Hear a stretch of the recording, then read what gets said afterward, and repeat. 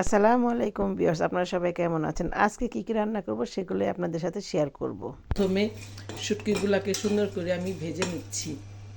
শুটকিগুলা ভাজা হয়ে গেছে, সুন্দর একটা স্মেল এসেছে। এখন এর মধ্যে আমি পানি দিয়ে দেব।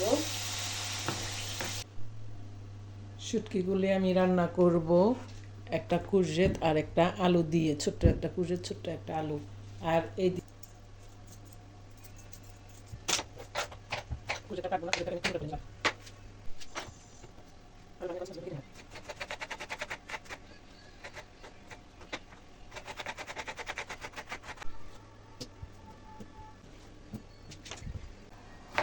আলুগুলা সুন্দর করে কাটা হয়ে গেছে। এখন আমি কুরজেতটাকেও কেটে নিচ্ছি।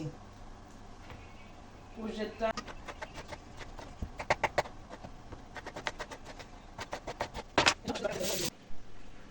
সবজিগুলা কেটে আমি সুন্দর করে ধুয়ে রেডি করে নিয়েছি।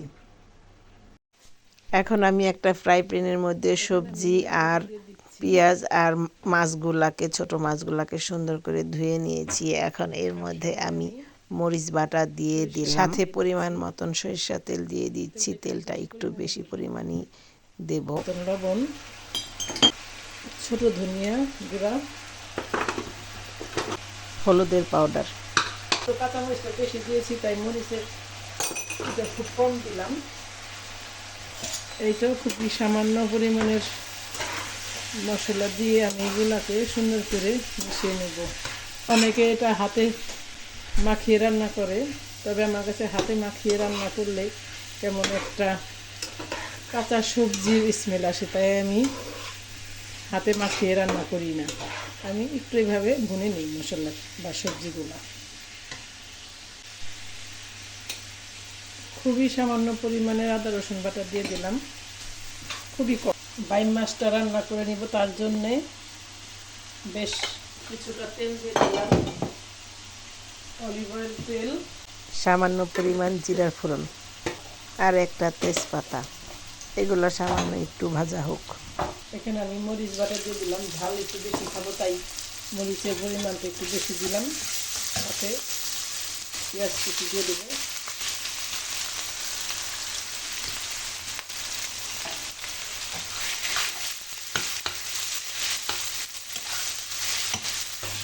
তরকারির মধ্যে সামান্য পরিমাণের পানি দিয়ে দেব। এটাকে এখন থেকে দিয়ে দিলাম 1 চামচ আদা রসুন বাটা দিয়ে দিলাম। 1 চামচ টমেটোর পেস্ট দিয়ে দিয়েছি।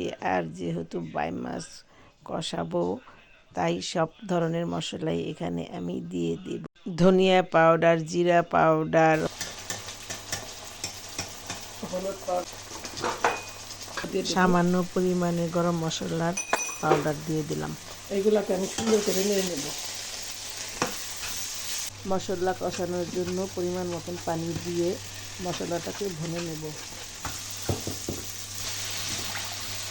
বাইম মাছগুলি দিয়ে দিব।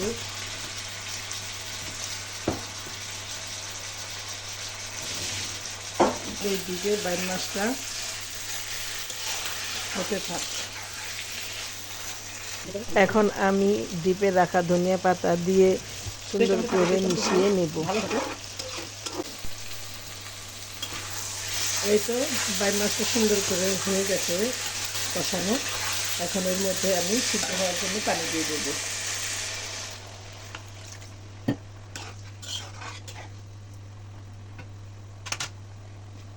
এই তো তরকারিটা হয়ে গেছে, দেখুন খুবই সুন্দর হয়েছে। আমি ঠিক যেমনটা চেয়েছি তেমনটা তেলটা একটু বেশি দিয়ে দিয়েছি আজকে।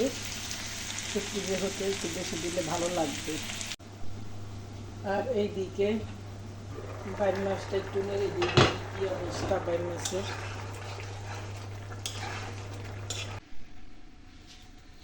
এই তো তরকারিটা হয়ে গেছে, ঠিক যেমনটা চেয়েছিলাম তেমনটাই হয়েছে। কাঁচামরিচের ফ্লেভারটা একটু বেশি দিয়েছি। খেতেও আশা করছি খুবই মজাদার হবে। যারা আমার মতন বাইম মাছ পছন্দ করেন তারা আপনারা এভাবে রান্না করে খেয়ে দেখতে পারেন। সবাইকে ভিডিওটা দেখার জন্য অসংখ্য ধন্যবাদ। আজকের মতন এখানেই শেষ করছি। পরবর্তীতে নতুন আরও ভিডিও নিয়ে আসব। আসসালামু আলাইকুম।